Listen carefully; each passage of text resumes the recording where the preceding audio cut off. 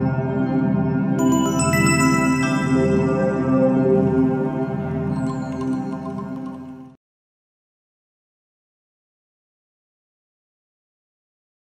pues muchísimas buenas tardes a todos. Muchísimas gracias por asistir a nuestra participación en la Semana de la Ciencia. Voy a presentarme a mí y a mi grupo. Haré una breve introducción y luego ya les dejaré a ellos que hagan sus ponencias. Este taller lo organizamos el Grupo de Trabajo Mediación y Psicología, que nació en 2014 en el seno del Colegio Oficial de la Psicología de Madrid. Todos los que participamos aquí somos miembros de este grupo y, como tal, todos somos psicólogos colegiados con vinculación con la mediación. Voy a moderar yo la sesión y estaré atenta a todas las preguntas y comentarios que queréis hacer, que las podéis hacer en el chat del canal de psicología, y a ellos vamos a dedicar la última parte de la sesión, no al finalizar cada ponencia, sino al finalizar todas las ponencias. Bueno, me presento yo misma y a mis compañeros les iré presentando según vayan exponiendo sus contenidos. Yo me llamo Maite Inglés, soy psicólogo, economista, MBA, tengo un DEA doctoral en psicología positiva, gestión emocional y resiliencia, mediadora familiar y en organizaciones, registrada en el Ministerio de Justicia, coach individual y de equipos y terapeuta. Sobre nuestro grupo. Bueno, como todos los grupos de trabajo de nuestro colegio, Mediación y Psicología se creó como un punto de encuentro y de mejora continua de profesionales. Nos dedicamos a investigar, intercambiar experiencias, hacer simulación de casos, etcétera.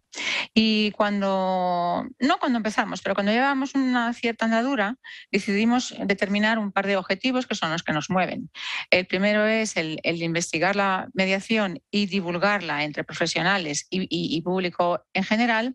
Y el segundo sería promocionar la figura específica del mediador psicólogo, dando a conocer las contribuciones sustanciales y ventajas que este perfil puede aportar a la mediación, más allá de la que pueden hacer abogados, médicos, todo tipo de perfiles que también hay en mediación, ¿no? Y que hacen falta. Respecto de la Semana de la Ciencia, pues como todos sabéis, y si no os lo digo yo, la Semana de la Ciencia tiene un espíritu divulgativo. Y en nuestro afán investigador, pues lo que nos gusta traer cada año es resultados de pequeñas investigaciones que vamos haciendo, ¿no? Entonces, en este curso nos interesaron los vínculos que podría haber entre la mediación como enfoque de resolución de conflictos y la participación ciudadana como praxis de apoyo a la toma de decisiones en la evolución de la sociedad.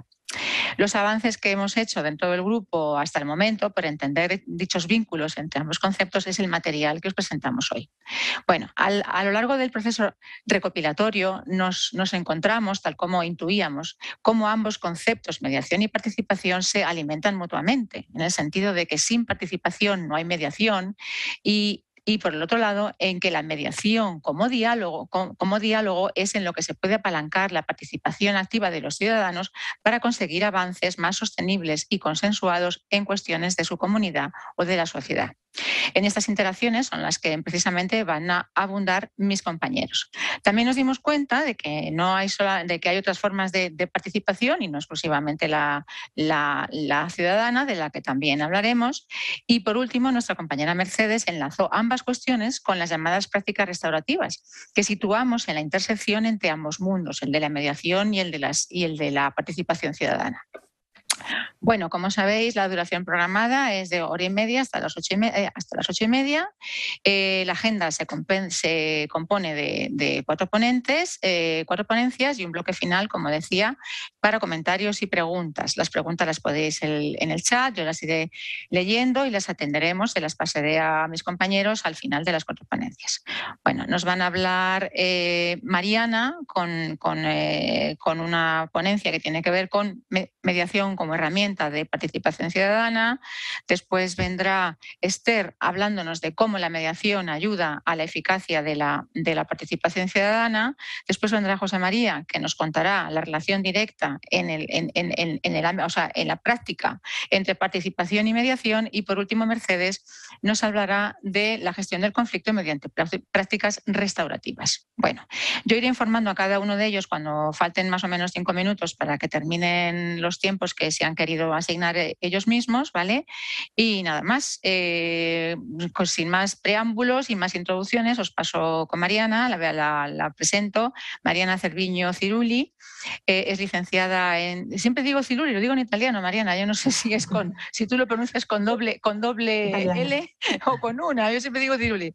Licenciada en Psicología, mediadora, inscrita en el registro de mediadores del Ministerio de Justicia, coordinadora de nuestro grupo de trabajo de Psicología y Mediación. Bueno, Mariana, cuando quieras, todo es tuyo. Bueno, buenas tardes a todos y a todas, y gracias por estar esta tarde aquí con nosotros e interesarse por este tema, y espero que les sea útil. Bueno, yo lo que voy a hacer es intentar hacer una breve introducción para tratar el tema que nos ocupa hoy, que es la mediación como herramienta de participación, y bueno, explorando los contenidos y también los alcances. La intención es que reflexionemos y reflexionar acerca de las bondades que tiene la mediación, y no solo las bondades con respecto a sus principios, ¿no?, que tienen que ver con lo confidencial, la voluntariedad, el tema de que sea un recurso por ahí más corto en el tiempo y que se ahorre gasto económico, sino también lo que queremos hacer es destacar la mediación como facilitadora para incorporar mecanismos de participación que estimulan la gestión de los conflictos a través del diálogo, de la comunicación, y que proporcionan beneficios no solo para el individuo, sino también para toda la sociedad. Entonces, básicamente destacar justamente la mediación como facilitadora para incorporar mecanismos de participación. Para esto tenemos que recordar y definir, ¿no?, lo que es la mediación y el concepto de participación. Voy a compartir con ustedes entonces unas diapositivas.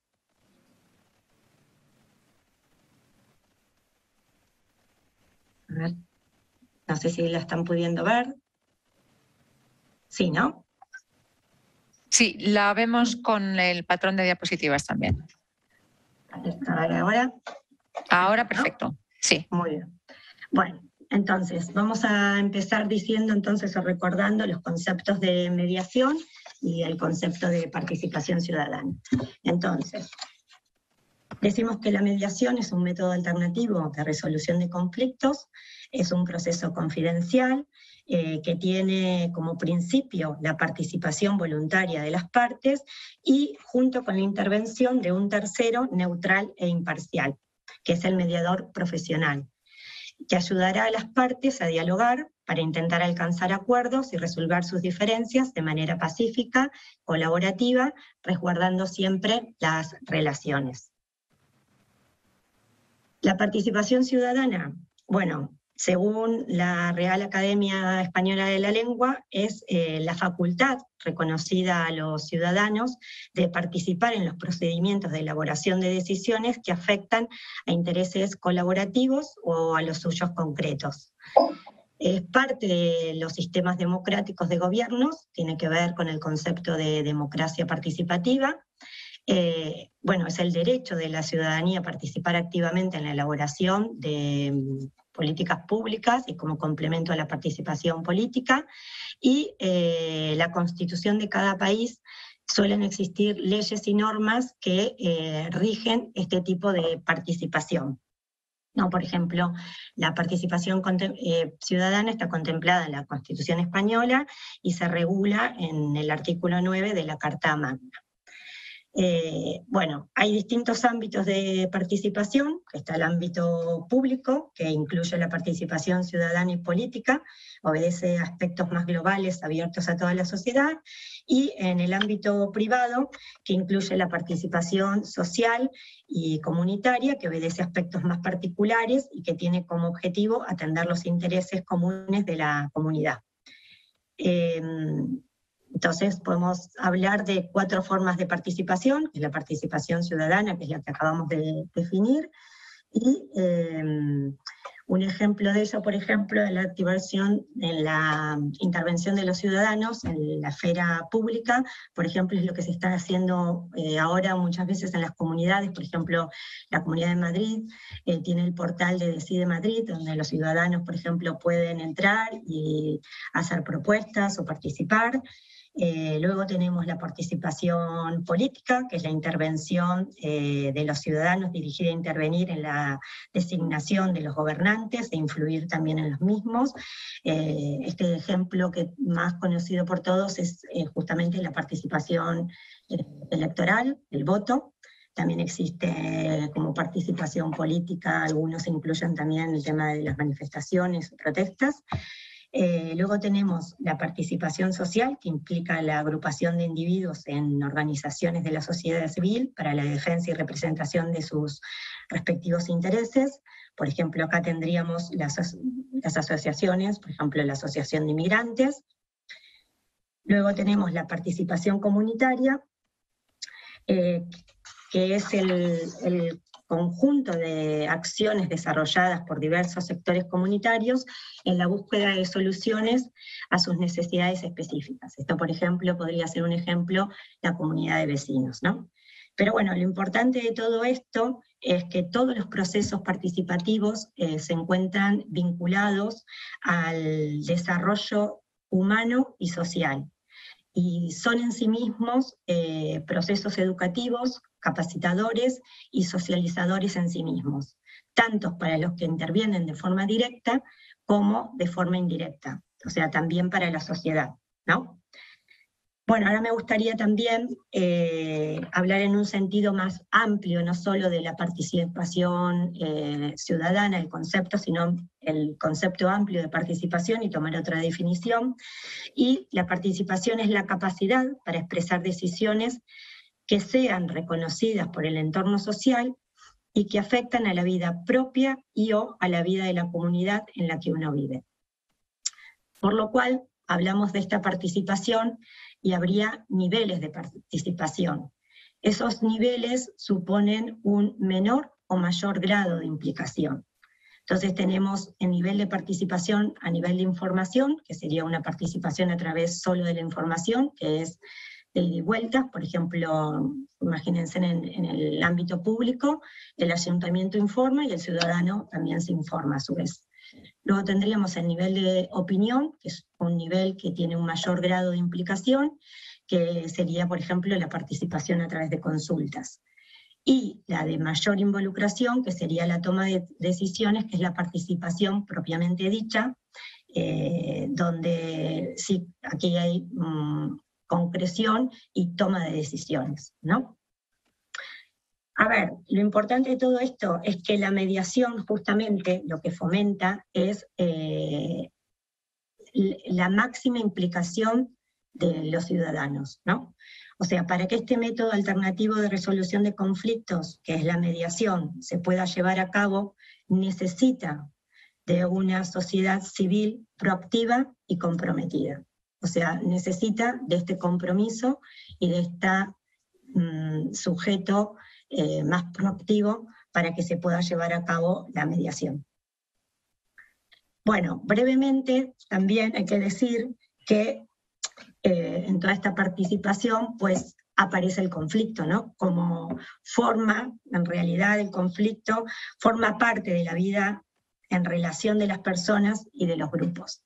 Entonces es simplemente introducir, no me voy a detener en definir o en teorizar sobre el conflicto. Sabemos que el conflicto pues existe en la relación de las personas o los grupos, es una condición inherente a la naturaleza humana, y bueno, una vez que reconocemos que el conflicto pues existe, pues también hay que recordar que justamente la mediación surge, ¿no?, como método alternativo a la resolución de conflictos, que es un método justamente, que es un movimiento que ha surgido de Alternative Dispute Resolution. Son 3 métodos de resolución alternativos de conflictos, que estaría el arbitraje, la conciliación y la mediación.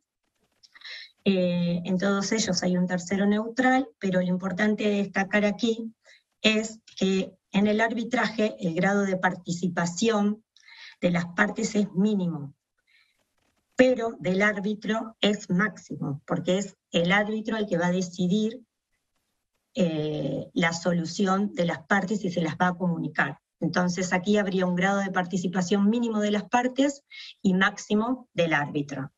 Sería la participación informativa, ¿no? Y no se estaría diferenciando mucho de lo que sería un proceso judicial, ¿no? Donde se dictamina algo y luego los otros lo acatan. En la conciliación, bueno, la diferencia que hay es que el grado de participación ya es medio, ¿no? El grado de participación de las partes y del conciliador. En este caso, pues el conciliador suele proponer soluciones y las partes deciden o no, o opinan o intervienen sobre esa propuesta que le ha hecho el conciliador. Entonces estaríamos hablando de una participación por ahí de opinión y donde ya hay una participación y un grado de implicación medio. Y el grado de implicación máximo, pues lo vemos ya con la mediación, donde las partes sí tienen un grado de participación máximo y es mínima la participación del mediador. Son las partes quienes encuentran la solución mutuamente satisfactoria, el mediador simplemente va a estar guiando la intervención de las partes, pero no el contenido.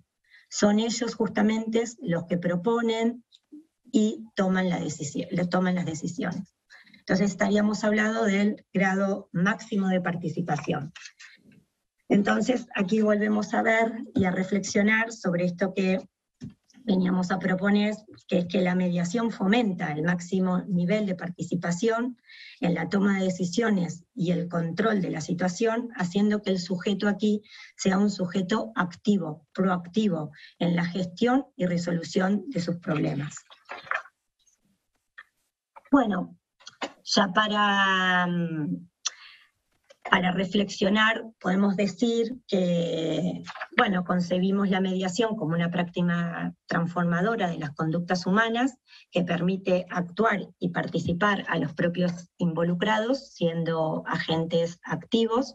Mariana, perdona, 5 minutos. Vale, ya termino. Estoy intentando resumir y que se puedan quedar con algunas ideas más, ¿no? En esto que hablábamos de concebir a la mediación como una práctica transformadora de las conductas humanas, que lo importante aquí es que vemos que posibilita y permite actuar al sujeto y lo contempla como un sujeto activo, donde tiene el control de la situación y la toma de decisiones. Por lo tanto, la mediación posibilita incorporar estos mecanismos de participación. También desde esta mirada, la perspectiva del conflicto cambia, porque de manera que se deja de ver como una confrontación negativa y se puede convertir en una posibilidad de cambio o desarrollo. Desde este enfoque también se valora principalmente las habilidades de las personas, que se fomenta también la tolerancia, el respeto, la cooperación de los individuos para la convivencia pacífica, y todos estos son valores de una sociedad democrática participativa, ¿no? Que trabaja hacia una cultura de la paz. Por lo cual, si conseguimos la participación de todos los actores involucrados en un conflicto, se logrará mejores entendimientos y además podemos llegar a evitar conflictos futuros, ¿no? Entonces, bueno, decir que habría que fomentar y hay que fomentar la participación del ciudadano, ya sea a través de la participación social, política, comunitaria, porque esto ayuda a establecer el tipo de sociedad y la convivencia que va a existir entre los ciudadanos. Esto sería un poco nuestra conclusión o nuestra reflexión que les queremos hacer llegar para que vean también otras bondades de la mediación. Evidentemente, que el sujeto sea un sujeto activo, pues tiene muchos beneficios. De esos beneficios también de la mediación y de este concepto, pues les va a hablar ahora Esther, así que yo ya la dejo que ella prosiga. Muy bien, muchas gracias, Mariana. Bueno, ahora como anticipaba Mariana, vamos a escuchar a Esther, que nos va a hablar de la mediación como proceso inherente a la participación ciudadana. Esther Puente, que es psicóloga y mediadora en las áreas de banca e hipotecario. Cuando quieras, Esther.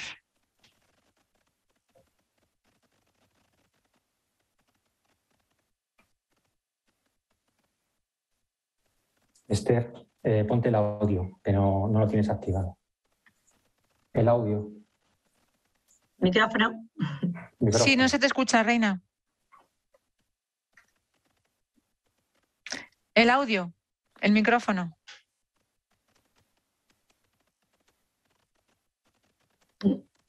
Abajo. No sé. Abajo a la izquierda, activar audio.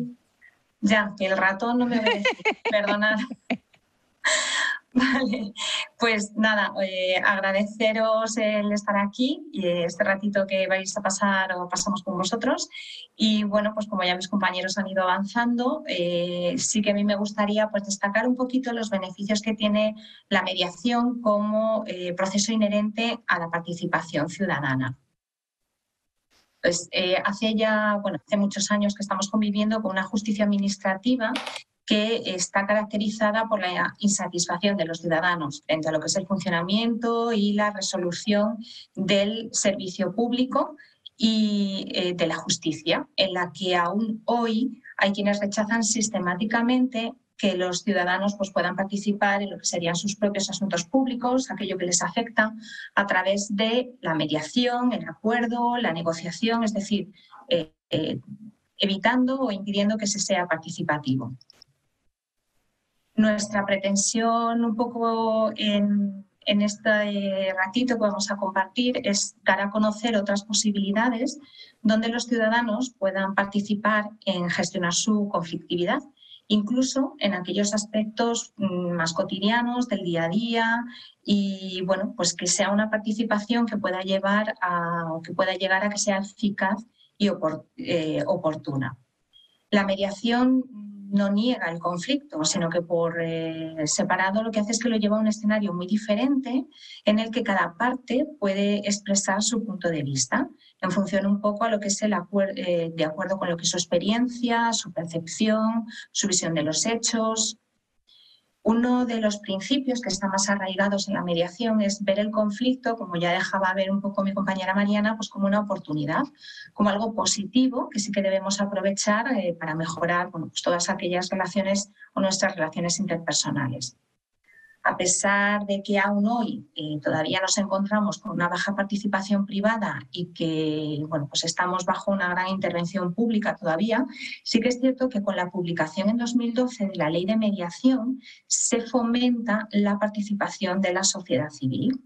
Con esta participación, el hecho de ser agente activo, sí que bueno, pues se muestra cierta eficacia en la mediación que yo quiero trasladar a través de tres fundamentos o tres razones.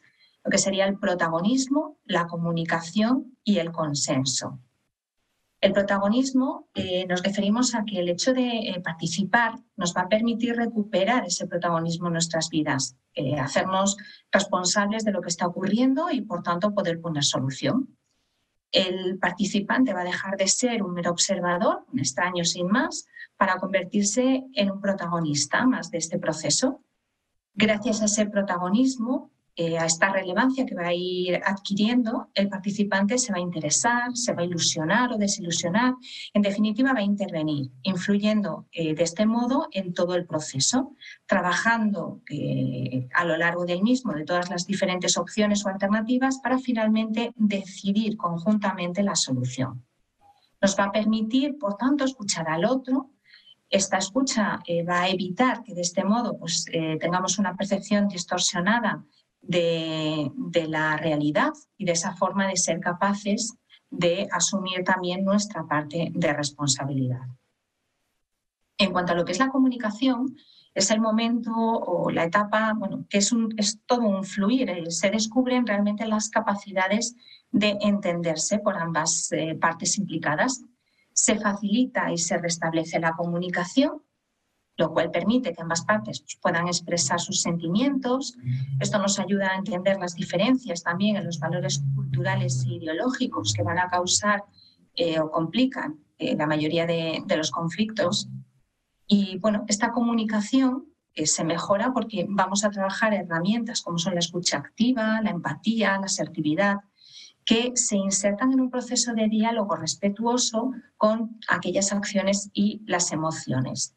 Se va a juzgar, en la cual no se va a juzgar, sino que por otro lado lo que se hace es buscar las fortalezas de las personas, de estos protagonistas y los puntos de encuentro y soluciones. Al tener que buscar además estos acuerdos, se va a rebajar la tensión. Esa tensión emocional se va a mejorar y se van a preservar, por tanto, las relaciones interpersonales y podemos expresar también nuestros sentimientos y emociones desarrollando pues, una manera diferente de entender entre los implicados y con ello se va a generar un menor coste emocional y un clima de cooperación y respeto mutuo entre las partes implicadas. Habíamos dicho protagonismo, comunicación y ya finalizamos con lo que es el consenso. El consenso es finalmente a lo largo de todo este proceso, con todo lo que hemos ido viendo, lo que se llega es a alcanzar acuerdos consensuados. Este tipo de acuerdos hace que vayan a permanecer durante más tiempo, son más duraderos y se consigue también un mayor compromiso de estas personas al estar más involucradas. Que si fuera, pues, por ejemplo, impuesto por un juez, por un árbitro. Entonces, al tener que trabajar conjuntamente, como hemos ido desarrollando, pues para obtener un resultado beneficioso para ambos, sí que se va a promover lo que se denomina la estrategia de ganar. Con ello que se hace, pues que se disminuye también la violencia y se favorece lo que es la cultura de la paz. Todo esto nos va a invitar a la reflexión, a la autocrítica y nos va a hacer ser más creativos. En el proceso de la gestión del conflicto mediante la mediación se produce una situación de aprendizaje. Va a permitir el crecimiento de las partes afectadas, cuyas experiencias además pues, siempre van a servir para acontecimientos futuros. Las actitudes pacíficas de resolución de conflictos propician además espacios de diálogo y van a estimular la gestión de desavenencias, contribuyendo siempre a la armonía social. Es uno de los beneficios también que se consigue a nivel social, a nivel de sociedad. Por tanto, pues podemos decir que existen estructuras participativas en la comunidad, como el procedimiento de mediación, que va a permitir que las partes implicadas en cualquier conflicto, disputa, actúen y promuevan nuevas oportunidades de resolución de conflicto, con esta manera que hemos dicho de aprendizaje, siempre más allá de ese proceso judicial. Y la intervención del ciudadano ayuda no solo a descongestionar la justicia, cosa también importante a nivel social, es útil también y al mismo tiempo para acercar a las partes a tomar esas decisiones más equitativas, más justas para todos. La mediación también, además como herramienta, presenta otra serie de beneficios frente a lo que sería ese proceso judicial. Es un sistema de cooperación que se antepone al sistema de adversario, ese ganar-ganar que hemos visto antes frente al ganar-perder. Es más rápida, más económica y con menor coste emocional, puesto que un procedimiento judicial iniciado en cualquier ámbito, ya sea laboral, civil, da igual el ámbito que tomemos, puede tardar meses o incluso años. Y además conlleva pues, mayores gastos también económicos al ser necesario la intervención de abogados, procuradores, las costas, que nunca está claro quién va a tener que pagarlas, y permite también que los protagonistas del problema se desahoguen y puedan expresar cómo se han sentido. Aquí sería un poco pues, lo que hemos visto de ese coste emocional que se va a rebajar y el desgaste emocional que supone ir al juzgado pues, es muchísimo menor. Es una herramienta, es confidencial la mediación, se establece un compromiso firmado por las partes y el mediador que va a asegurar que toda la información que se facilite a lo largo de este proceso no pueda ser desvelada en ningún caso. Con ello se consigue generar un espacio de diálogo seguro en el que las partes se van a sentir con total libertad para expresar lo que sienten y sincerarse. Esto también conlleva que sea una herramienta flexible, dado que es un proceso que se adapta a las necesidades e intereses de las partes. Al ser cada uno quien decide y toma la decisión para acercar una solución pues justa para todos, se puede mejorar, hay más creatividad y se va adaptando.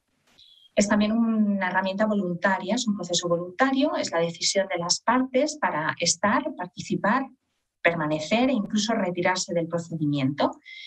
Las partes implicadas van a decidir, por tanto, si participan o no participan en este proceso. Y también importante y fundamental es que la mediación tiene un respaldo legal. El acuerdo final que se va a alcanzar en la mediación goza de eficacia contractual. Se puede llegar a elevar incluso a escritura pública ante un notario, ante un juez, si estamos dentro ya de un proceso judicial, dándole la misma validez de una sentencia judicial ejecutoria y que, por tanto, en un caso de incumplimiento, la parte afectada puede pedir también su ejecución inmediata. 4 minutos, Esther. De acuerdo, pues ya acabamos. Esto lo que nos lleva es a establecer que existe un máximo bienestar con el mínimo coste de la herramienta. Estos hechos los basamos en que, según el Ministerio de Justicia, si uno de cada 4 procedimientos civiles se acaba resolviendo en vía extrajudicial con acuerdo entre las partes, el sistema judicial se va a descongestionar en más de 500.000 de procedimientos. Y la conclusión final a la que podemos llegar es que, gracias a la participación en mediación y todas las ventajas que ello tiene, como hemos ido enumerando, nos va a aportar, por un lado, calidad de vida, nos devuelve la confianza y la sensación de control de esa situación, se alivia, como hemos estado comentando, esa carga emocional y el estrés. Y pues este ser agente activo en la mediación, esta participación, va a generar empatía y previene esos conflictos futuros. Pues os dejo ya directamente pues con mi compañero, que os va a hablar de los diferentes tipos de mediación. Muchas gracias, Esther. Bueno, introduzco a José María Fernández Flores, que es psicólogo, licenciado en Derecho y mediador. Actualmente trabaja en el ámbito de la mediación familiar y nos va a hablar sobre la relación directa que hay entre la participación y mediación en el terreno práctico. Cuando quieras, José María. Bueno, pues muchas gracias a todos los asistentes y al Colegio de Psicólogos por organizarlos y por darnos esta oportunidad.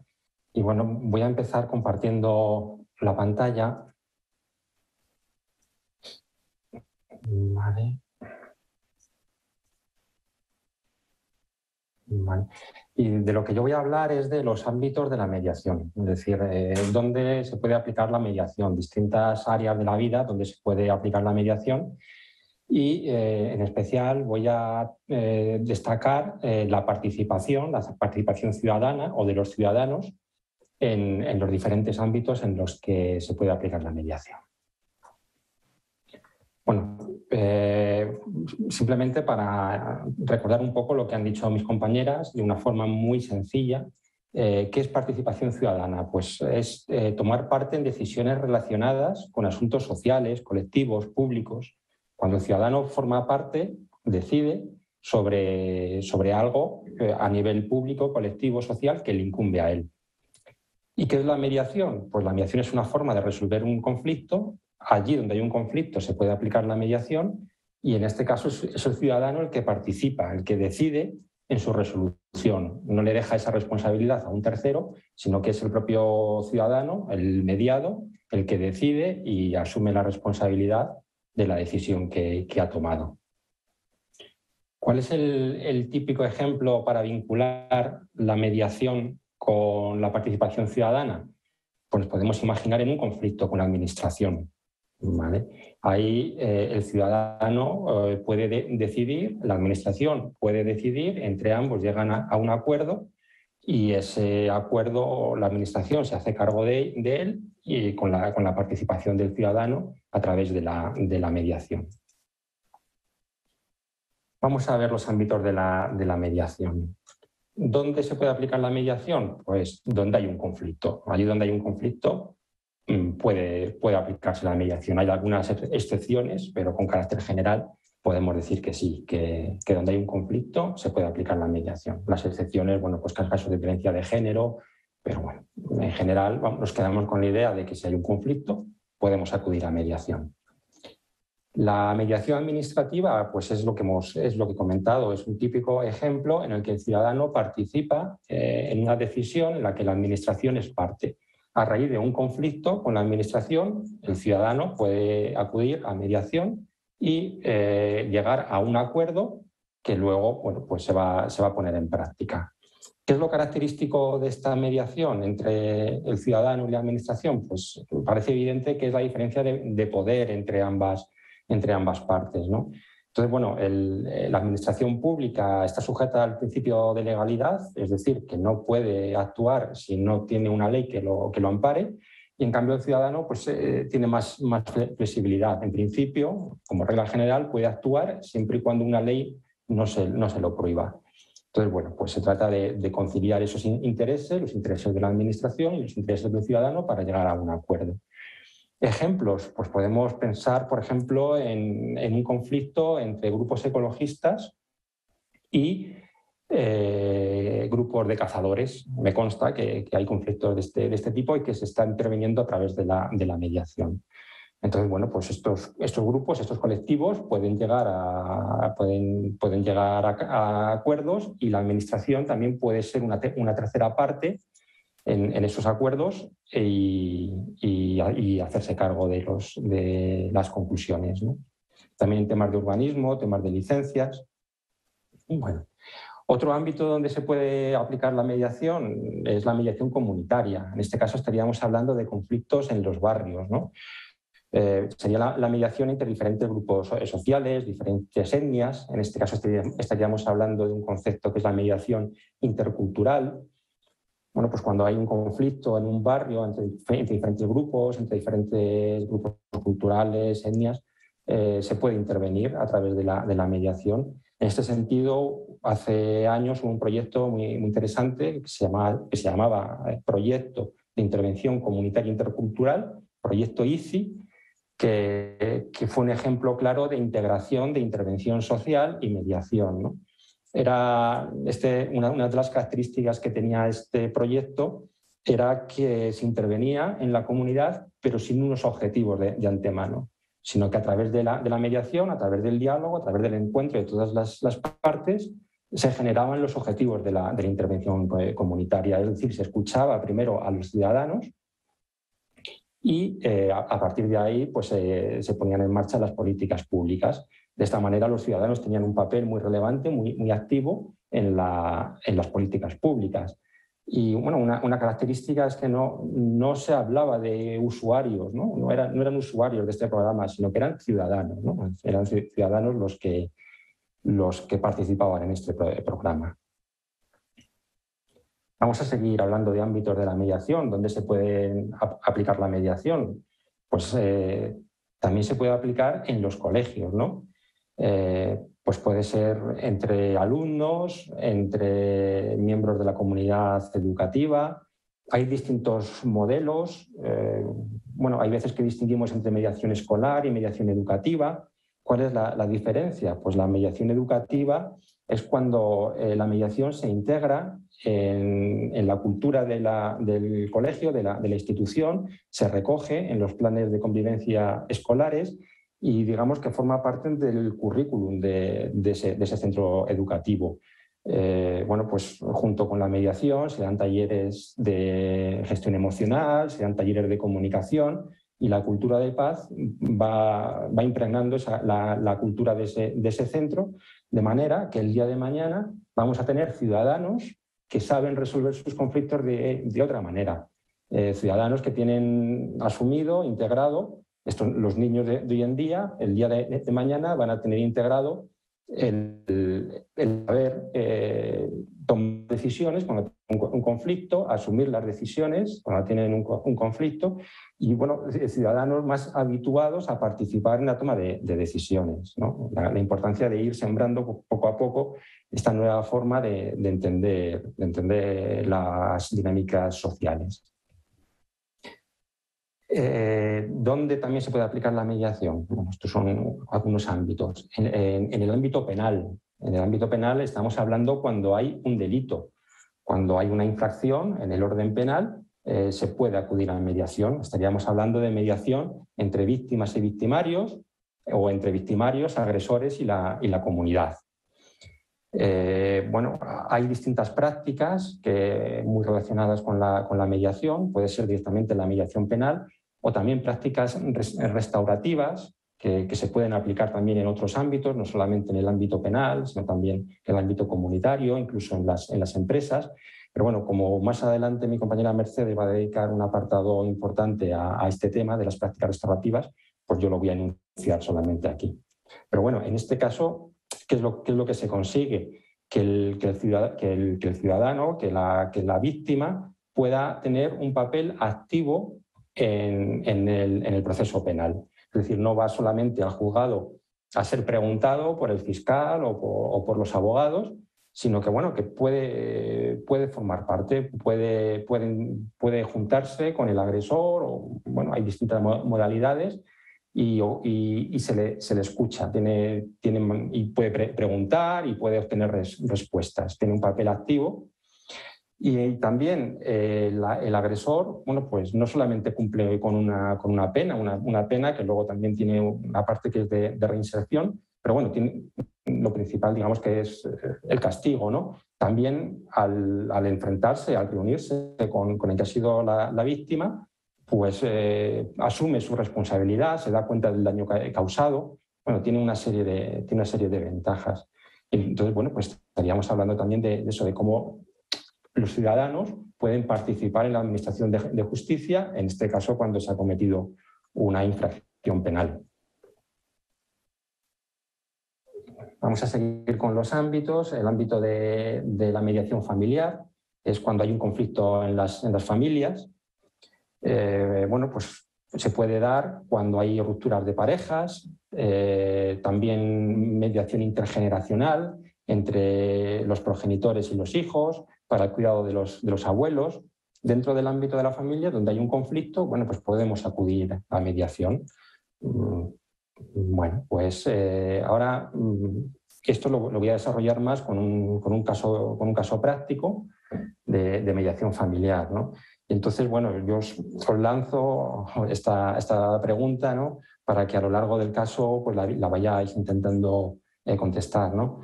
Cómo los ciudadanos toman sus propias decisiones a través de la mediación en asuntos privados, como puede ser la familia, pero que tienen una trascendencia pública. Es decir, la familia al final es una institución que tiene una regulación legal y que está recogida por las leyes, y que, bueno, pues el Estado interviene en cómo nos tenemos que organizar como familia a veces, ¿no? Entonces, bueno, pues la mediación lo que hace es que da voz a las familias para que ellos se organicen como quieran, pero luego debe estar avalado la decisión que tomen por el juez. Voy a continuar con el caso práctico y yo creo que se va a entender bien. Bueno, pues es un caso práctico de mediación familiar. Es un divorcio, un matrimonio con un hijo y una hija de 13 años. Son mellizos, tienen la misma edad ambos, y ya se habían divorciado y tenían un acuerdo de divorcio firmado, ratificado por el juzgado, en el que se daba la custodia a uno de los progenitores y la otra parte, el otro progenitor, tenía lo que se llama un régimen de visitas. Era un régimen de visitas bastante tradicional, que suele ser fines de semana alternos y un día entre semana. Entonces, bueno, pues ese es el acuerdo al que habían llegado en el juzgado. Había sido una separación de mutuo acuerdo. Y bueno, pues no, habían llegado al juzgado, les habían presentado eso y lo habían aceptado. ¿Qué pasa? Que la realidad era distinta. La realidad es que, bueno, pues había muchos problemas de relación entre ambos progenitores. La comunicación era muy difícil entre ellos y cada uno de sus hijos estaba viviendo con un progenitor. El hijo estaba viviendo con uno y la hija estaba viviendo con la otra. Entonces, claro, pues una cosa es lo que tenían en el papel y otra cosa es la realidad, ¿no? Entonces, bueno, pues acuden a mediación para ver qué pueden hacer. Entonces, en este caso se trabajó aspectos vinculados con la terapia de familia, siempre desde una óptica de la mediación, pero una de las cosas que se trabajó fue facilitar la comunicación entre ambos padres, ¿no? Porque necesitaban hablar para ponerse de acuerdo en aspectos básicos de la educación de sus hijos. Y luego también se le dieron pautas se le dieron o hicimos que ellos sacasen sus propias conclusiones sobre cómo querían educar a sus hijos, ¿no? Entonces, bueno, pues de ahí salieron pautas de relación entre los padres y los hijos, ¿no? Entonces, bueno, estamos hablando de una mediación que se llevó a cabo. Los padres vivían en un pueblo pequeño, los hijos tenían relación entre ellos, vivían separados, pero ambos progenitores vivían muy, muy próximos. Estamos hablando de un pueblo pequeño, se encontraban mucho por la calle, salían a jugar juntos en la calle, en el colegio iban a la misma clase, es decir, los hermanos tenían relación entre ellos, pero por cuestiones de convivencia, de conflictos, se habían separado, ¿no? Entonces, bueno, pues claro, estamos hablando aquí de una mediación entre progenitores, mediación intergeneracional entre padres e hijos, estamos hablando de una mediación intrajudicial, ¿no? Porque, bueno, ya había un acuerdo judicial y ahora esto había que otra vez llevarlo al juez para modificar el convenio regulador. Entonces, bueno, claro, aquí se plantea una duda, ¿no? Es un poco, lo traigo aquí para generar algo de debate, ¿no? El convenio, parece que ellos, los padres, lo que querían era o por lo menos hacia donde iba la mediación o hacia donde va la mediación en este punto, es hacia que cada uno de los hijos conviva con uno de los padres. Pero claro, eso digamos que choca o confronta con un principio de no separación de los hermanos, ¿no? Normalmente el juzgado suele velar por el bienestar de los menores y entiende que los hermanos normalmente deben estar juntos, ¿no? Entonces, bueno, pues este es un caso que ahí yo lo dejo para ver qué es lo que pensáis. Luego tendremos un ratito para comentar y bueno, pues esto es, ¿no? Como los ciudadanos a través de la mediación pueden participar en la toma de decisiones y en este caso estaban llegando a una decisión que puede ir en contra de uno de los principios, que es uno de los principios del Estado, que es la no separación de los hermanos. Entonces, bueno, pues este es el caso y hasta aquí lo dejo. Bueno, pues ya está. Paso la palabra a Maite para continuar con las ponencias. Menos mal que al hablar me dice, ¿está usted silenciada? Muchas gracias, José María. Bueno, pues por último, el último bloque es el de Mercedes, que nos va a hablar de la gestión del conflicto mediante prácticas restaurativas. Mercedes Pérez Fuentes tiene 2 másteres en neuropsicología y en mediación. Fue orientadora educativa durante 30 años y desde su jubilación se dedica a difundir la mediación en los colegios. Mercedes, cuando quieras.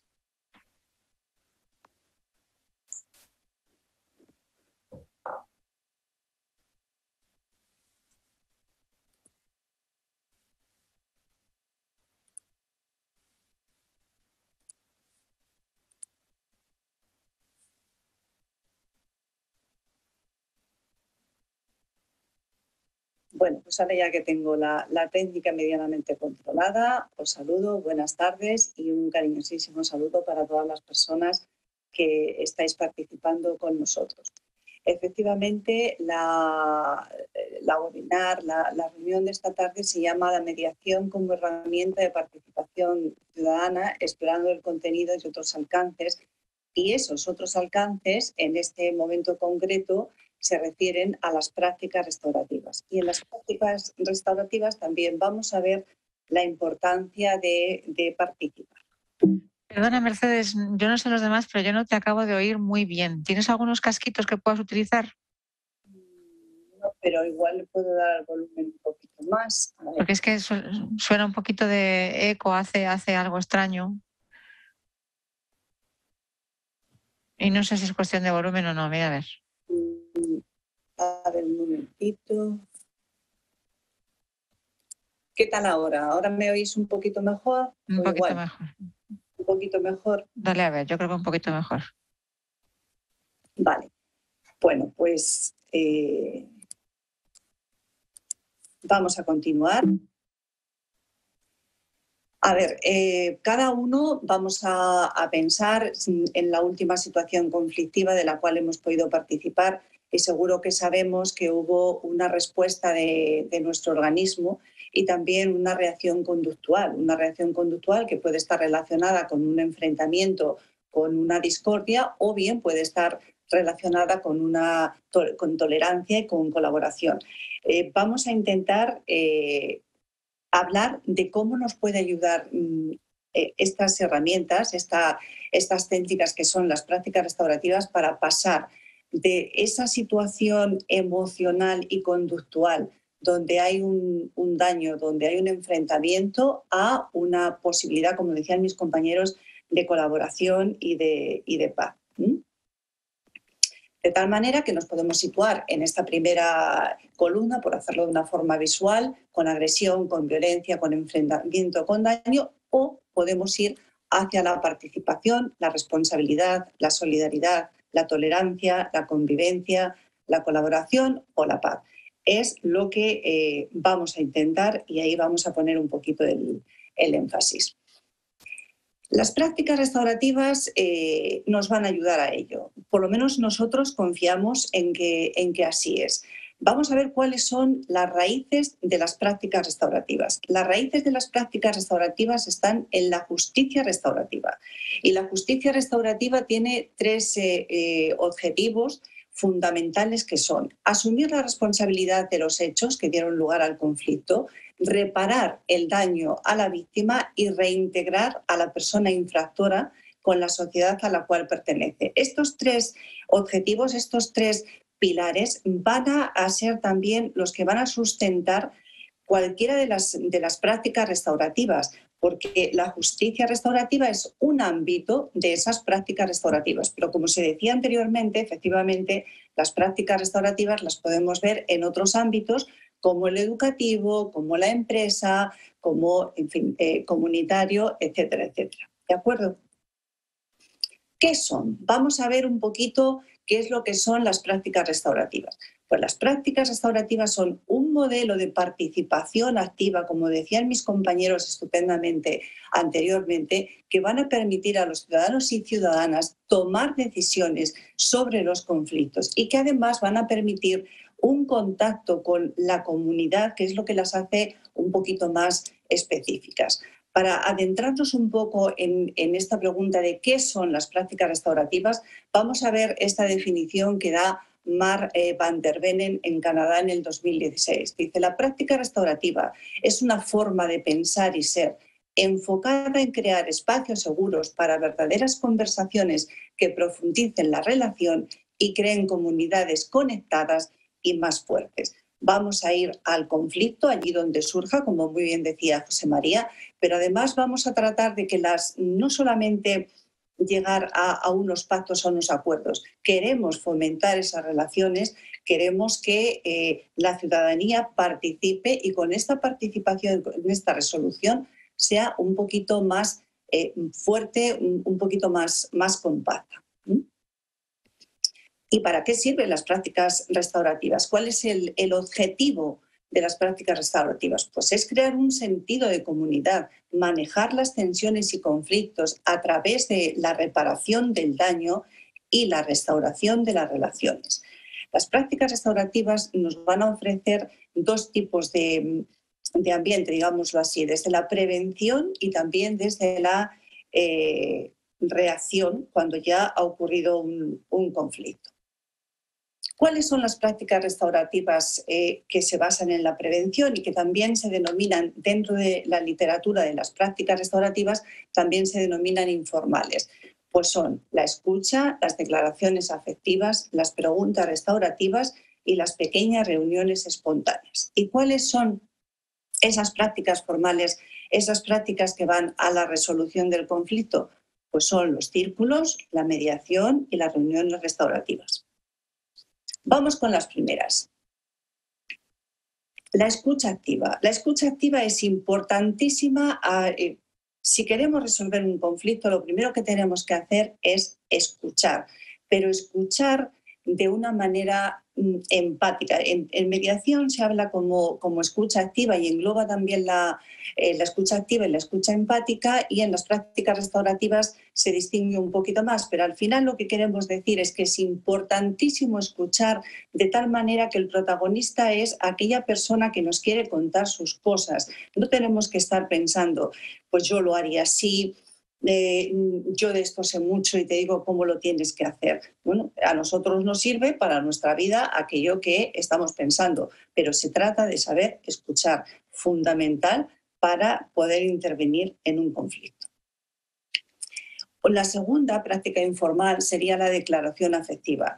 Es una manera de comunicarse muy importante porque se refiere a la conducta y no tanto a la persona, descartando de esta manera cualquier forma de estigmatización. Tú no eres un manirroto o una manirrota. Bueno, en este momento se ha caído un plato. Es distinto el ser del estar, como muy bien sabemos en psicología.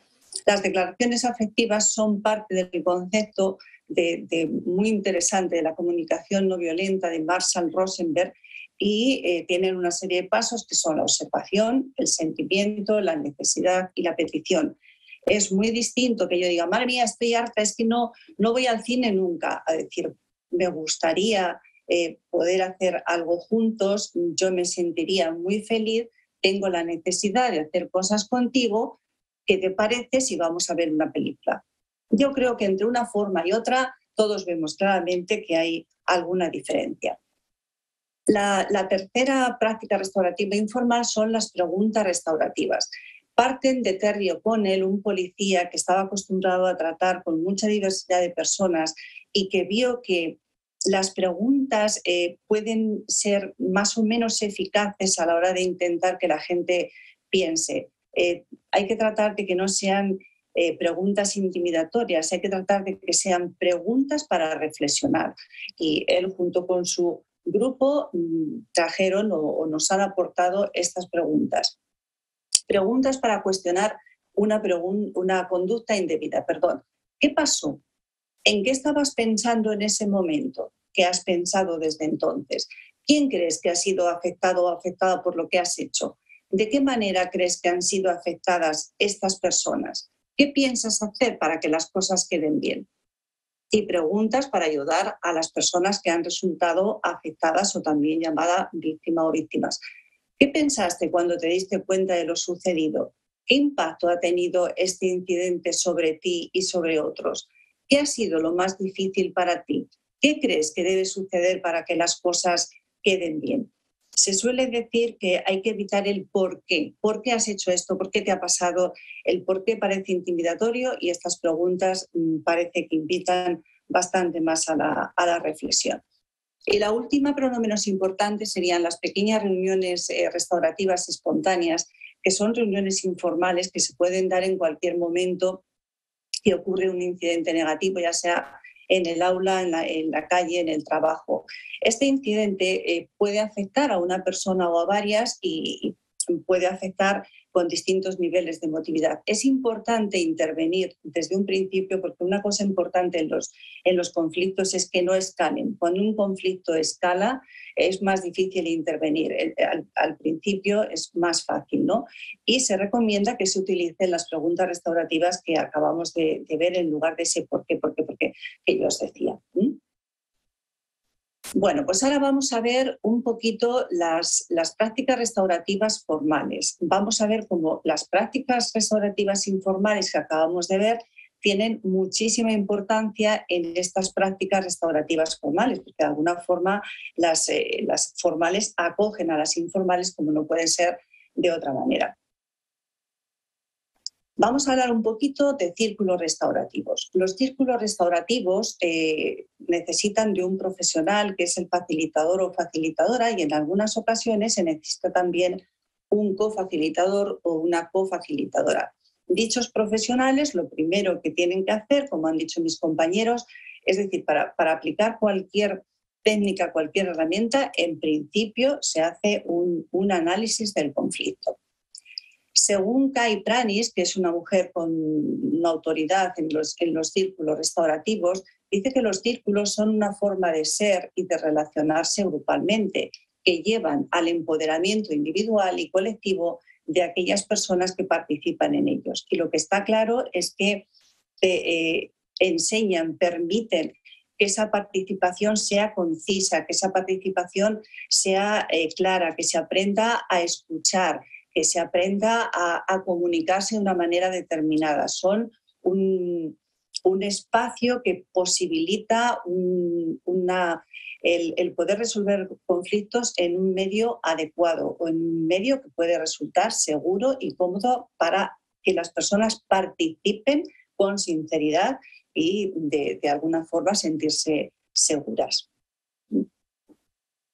Os contamos más cosas, pero sí que nos vamos a centrar en que los círculos se caracterizan por el uso de un objeto de diálogo, también llamado testigo de la palabra, de tal manera que nadie va a hablar si no tiene el testigo de la palabra. A veces ese testigo de la palabra o ese objeto de diálogo se intenta que tenga que ver con la temática que se está hablando, pero si no puede ser, pues puede ser cualquier objeto. Es algo muy visual y me va a permitir que yo hable cuando tengo ese objeto y sé que no tengo que hablar cuando no tengo ese objeto. De cara, por ejemplo, a personas con necesidades especiales, pues también es una forma visual de poder participar y afrontar el círculo.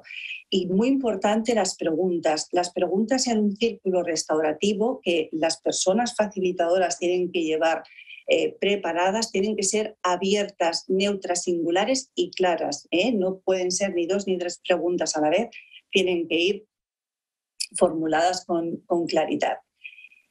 Por lo tanto, los círculos restaurativos nos permiten la participación para resolver conflictos y también nos permiten, son muy útiles y nos permiten fomentar la participación, la empatía, la responsabilidad y compartir reflexiones a nivel preventivo.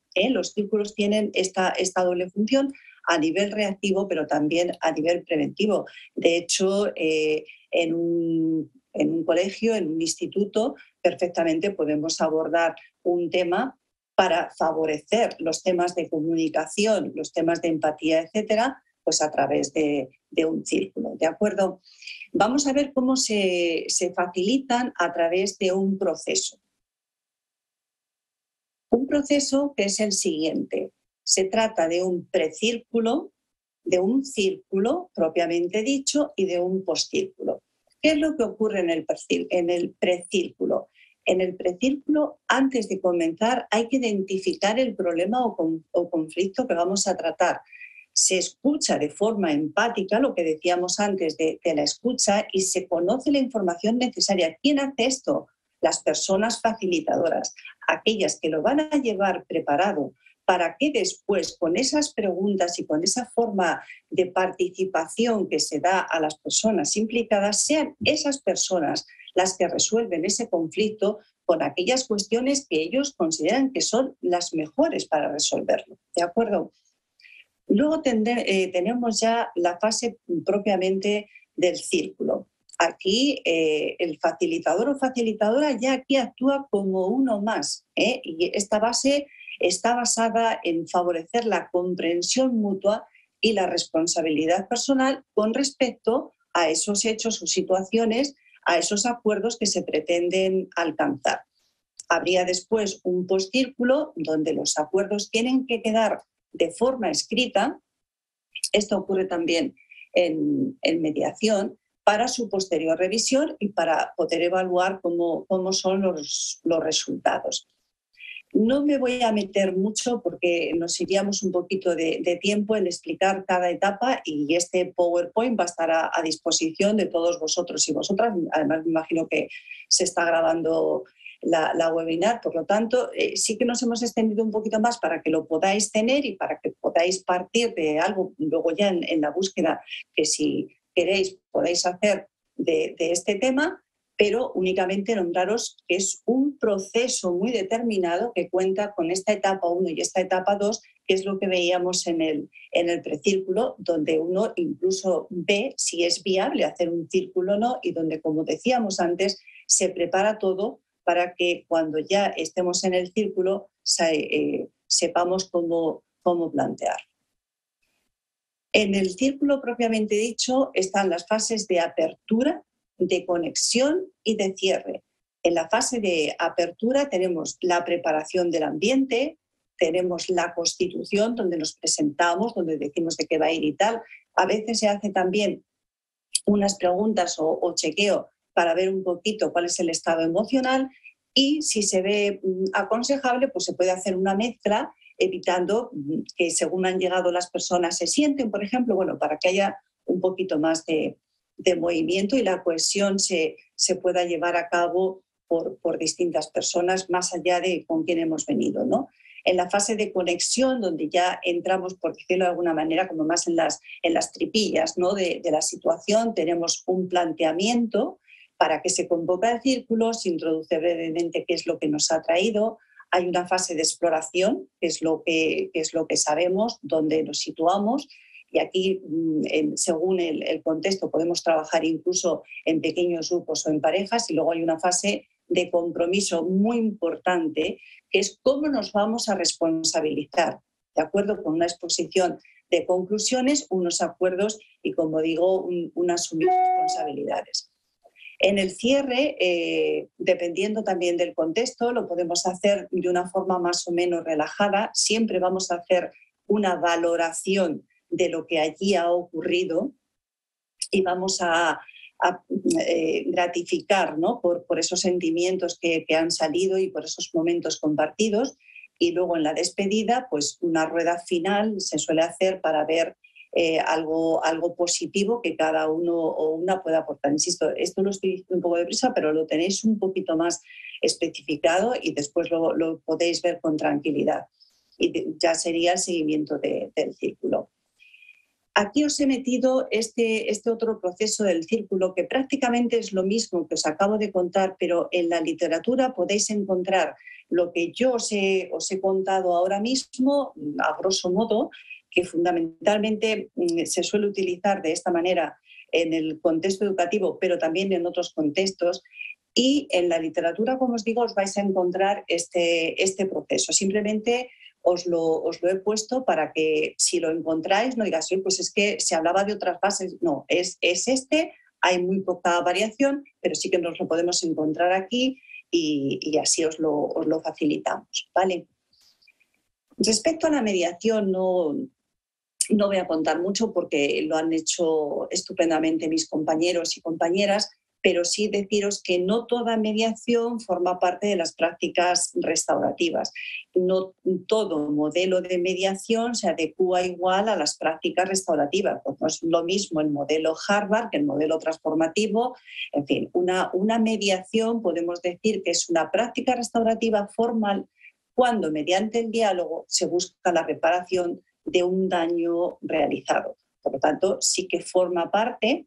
No lo encontramos como parte de las prácticas restaurativas formales, pero no siempre y no hace falta insistir más porque lo hemos hecho ya. Os voy a hablar ahora de la última práctica restaurativa, que es la reunión restaurativa. Tiene su origen en Nueva Zelanda. Realmente todas estas prácticas empezaron intentando dar cobertura a temas legales, ¿no? Como decía antes mi compañero, de víctimas y victimarios. Y aquí es que se vio que había muchos jóvenes que no sabían cómo afrontar aquello y que había muchos conflictos entre ellos y de ellos con la sociedad. Y la verdad es que las reuniones restaurativas han aportado mucho en este sentido y bueno, pues están resultando bastante interesantes. 5 minutos, Mercedes. En una reunión restaurativa es imprescindible que el ofensor admita su comportamiento y también es imprescindible la voluntariedad de la víctima. ¿Quiénes tienen que estar? Pues tienen que estar los facilitadores, casi siempre son 2 en una reunión restaurativa, la persona ofensora, los acompañantes de la persona ofensora, la persona ofendida, los acompañantes de la persona ofendida y los profesionales de apoyo. Hay un proceso, que os lo comentamos aquí, una preparación también previa a la reunión restaurativa, una acogida, como ves aquí, un agradecimiento por estar, un pequeño resumen de los hechos, se comenta la dinámica de la reunión, una reparación donde aparecen las preguntas restaurativas que veíamos en las prácticas informales, es aquí donde tienen mucho énfasis. Y luego, si se ve que la cosa está un poquito complicada, es opcional, no es necesario el hacer una reunión privada. Después sería el acuerdo y acompañamiento, que es muy importante cerrar con la opinión de todos. Simplemente no me voy a detener aquí en la preparación. Yo creo que tenéis aquí no todo, ni mucho menos, pero sí una parte interesante para poder poneros a profundizar en ello. Y sí, para que veáis un poquito lo que hemos dicho de las preguntas restaurativas, cómo se hacen preguntas dirigidas a la persona ofensora, que son las que hemos dicho antes, preguntas dirigidas a las víctimas, preguntas dirigidas a las personas que apoyan a las víctimas y personas dirigidas a las personas que apoyan al ofensor. Participación pura y dura de lo que es la comunidad. Si las prácticas restaurativas quieren devolver esa fuerza a la comunidad para reintegrar y para dar la participación necesaria, la cobertura necesaria a la persona que ha ofendido y la persona que se ha sentido ofendida, la comunidad tiene que estar presente y es algo que como estamos intentando que veáis, las prácticas restaurativas es un objetivo fundamental.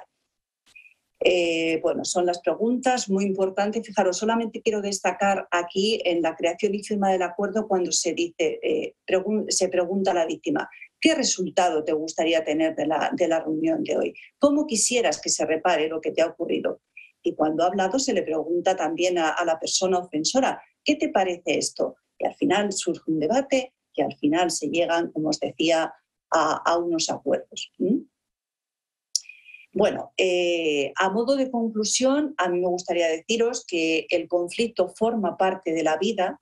Aprender a resolverlo participando, dialogando, reparando y reintegrando forma parte de la educación y la educación es necesaria para aprender, para trabajar, para convivir, para no delinquir. La educación no es un regalo, es un derecho. Y un pequeño poemita que dice que para que haya paz en el mundo debe haber paz en las naciones. Para que haya paz en las naciones debe haber paz en las ciudades. Para que haya paz en las ciudades debe haber paz entre los vecinos. Para que haya paz entre los vecinos debe haber paz en las casas. Y para que haya paz en las casas debe haber paz en los corazones. Y una cosa que os quiero comentar, porque me parece interesante, lo de la bibliografía me lo he saltado y he puesto aquellas personas que os podéis meter en Internet y que de cada una de las distintas prácticas restaurativas os van a ofrecer muchas cosas, os van a ofrecer vídeos en Internet, os van a ofrecer una literatura que os va a ayudar, si os gusta el tema, a profundizar en ello. Tenemos a Jan Smith, tenemos a Marta, tenemos a Gemma Verona, tenemos a Ana María Carrascosa, tenemos a Esther Pascual, que ahora sí sabéis que existe la película de Mike Sabel y ella fue un poco la que, junto con otras personas, que facilitó el tema de los encuentros entre terroristas y sus víctimas. Tenemos a Rafael Linares, Yolanda Blanca, en el área de prácticas restaurativas escolares, muy importante, Blanca Barredo y Carmen Boqué, muy importante en el tema del bullying. Hay cosas muy interesantes de prácticas restaurativas y bullying. Nuria Villanueva para las relaciones familiares y Francisca Lozano en temas de family conferencing. Y en mediación nos hemos puesto también, por ejemplo, para entender qué es la cultura de paz, Fernando Arto tiene un libro muy majete. En mediación penal y penitenciaria, que ya las hemos nombrado anteriormente, Francisca Lozano, Esther Pascual, Margarita Martínez. En mediación comunitaria, Fadila Mamar tiene cositas en internet que os van a gustar y os van a aclarar muchísimo esto que hemos dicho. En mediación intercultural tiene algún libro muy interesante y es una persona muy interesante porque tiene mucha experiencia, Carlos Jiménez. En mediación escolar también Mariluz Sánchez, y en mediación familiar Marinés Suárez, Ignacio Bolaños, Leticia García Villalonga y Daniel Almirón, entre otros, por supuestísimo que sí, os pueden ayudar a esclarecer y profundizar en esto que hemos intentado transmitiros. Y gracias.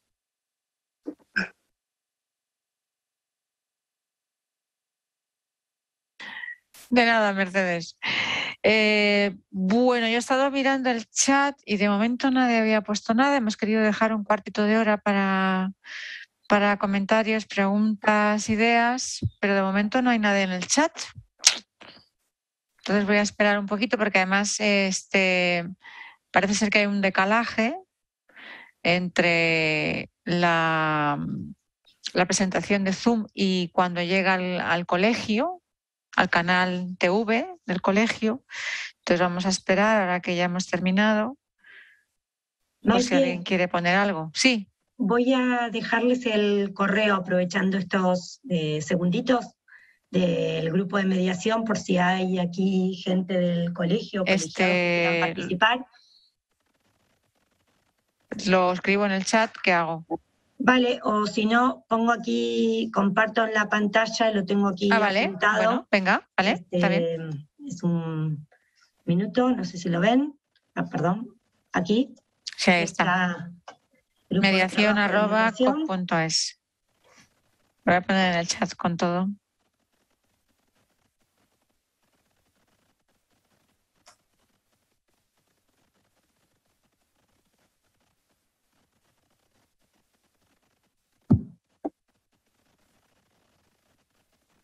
Vale, pues siguen sin entrar preguntas. No sé si después de hasta que lleguen, si después de haber escuchado las versiones finales de nuestras respectivas presentaciones, alguno de nosotros quiere comentar algo, añadir de lo que han dicho los demás, reflexiones que hayan aparecido. Bueno, simplemente que habíamos dejado unos minutitos contar, teníamos mucho por contar, de hecho fue un logro poder respetar más o menos los tiempos, en la medida que Maite nos ha ido avisando. Es difícil a veces resumir en tan pocos minutos por ahí tanto material que hay, ¿no? Y un tema tan interesante y que siempre se puede seguir explorando y demás. Sí decirles, como ya lo dijo Mercedes, que bueno, este material va a estar en disposición del Colegio de Psicólogos por si alguien tiene mayor interés, y aparte nos pueden escribir al grupo de mediación y también está abierto a participar. La gente que esté colegiada en el colegio, sea psicóloga, puede hacerlo de forma formal, digamos. Informalmente también pues aceptamos participación de otros lados, ¿no? Bueno, tenemos una pregunta. Silvia nos agradece la presentación, nos dice que nos clarifica y pregunta en qué medida estáis relacionados con el Colegio de Abogados y Notarios. Yo casi le voy a dejar a José María, ¿no? Que para algo es abogado del grupo, que yo creo que lo va a contar mejor de ninguno de los cinco, a pesar de que cualquiera de los cinco podríamos contestar. Bueno, directamente relacionados no estamos relacionados, lo que nos vincula es la mediación, ¿no? Y bueno, hay distintas instituciones que estamos en esto de la mediación. El Colegio de Abogados tiene su institución de mediación, que es el ICAM. Los notarios también tienen su institución de mediación.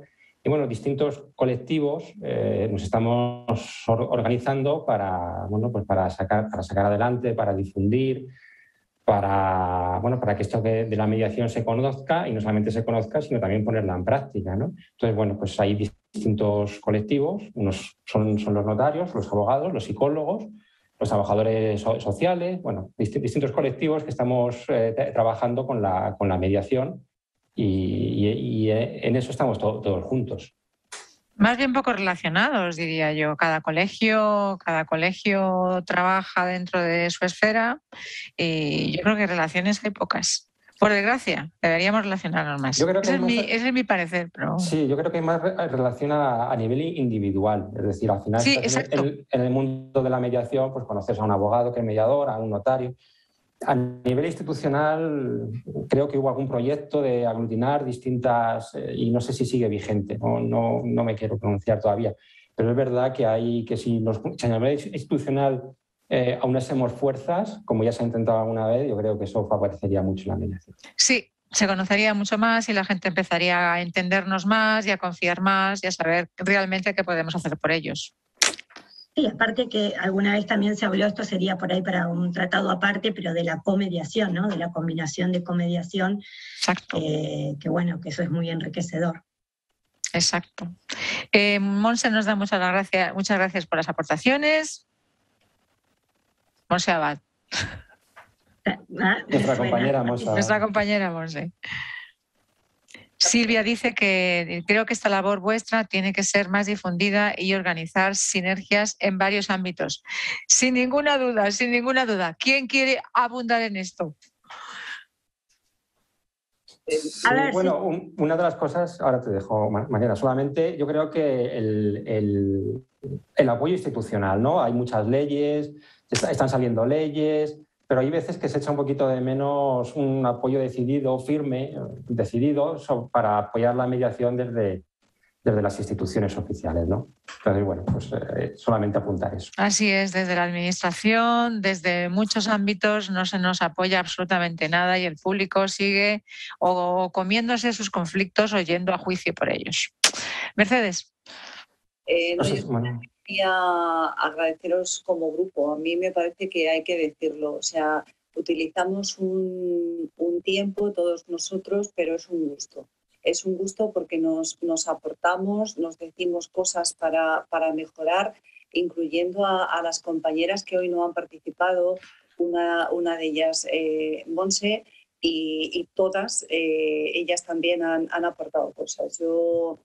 Aquellas personas que estéis interesadas y queráis participar en este grupo, os recibimos con los brazos abiertos y lo único que os digo es eso, es un grupo donde se aprende y donde realmente la mediación, las prácticas restaurativas, todo esto que nos lleva a favorecer las relaciones y a querernos un poquito más, en definitiva, en nosotros ha calado, porque es un gusto participar aquí. Se aprende. Pues nada, gracias por la parte que nos toca. Sí, lo digo de todo corazón, es así. Me imagino. Oye, Carmen nos pregunta, ¿qué ocurre si en una mediación se llega a un acuerdo que luego un juez no aprueba? Muy buena pregunta. Muy buena pregunta. Claro, bueno, pues que no tiene el respaldo legal. Claro, y entonces las partes tienen que asumir que lo que están haciendo pues no está respaldado oficialmente, legalmente. Es un poco el caso práctico, ¿no? que estaba planteando, ¿no? ¿Qué es lo que pasa si van con este acuerdo al juzgado y el juez dice que no lo homologa, ¿no? Efectivamente, que considera que los niños tienen que estar juntos. Claro, pues probablemente sea una fuente de conflicto. Probablemente, ¿no? Porque si ellos han llegado a ese acuerdo y el juez dice que no y hay que cambiar la organización familiar, pues va a generar movimiento y va a generar un conflicto.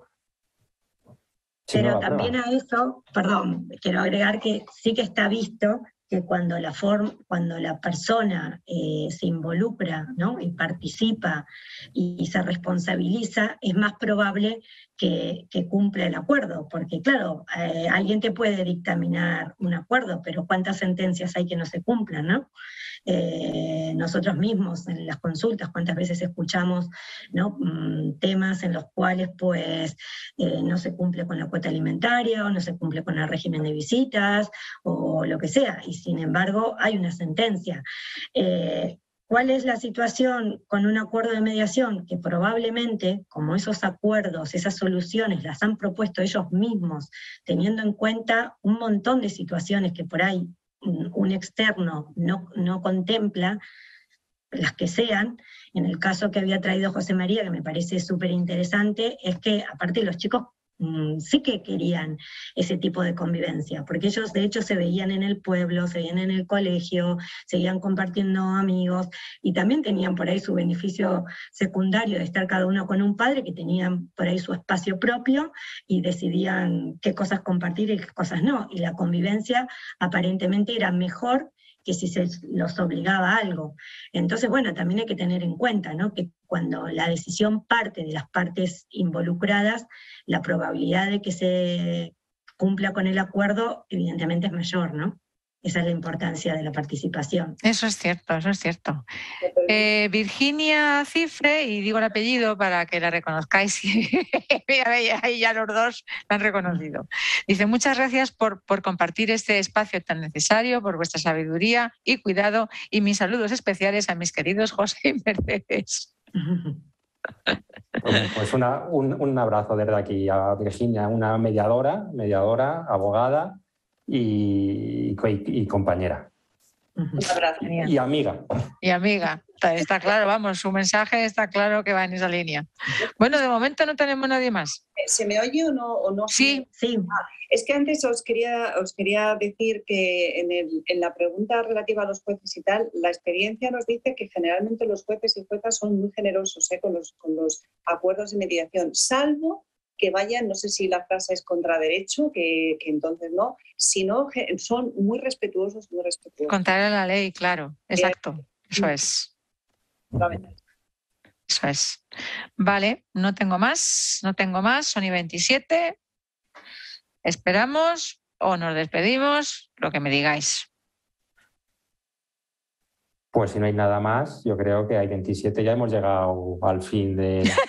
Hemos cumplido. Hemos cumplido con nuestra misión la tarde de hoy y nos podemos despedir, yo creo. Muy bien.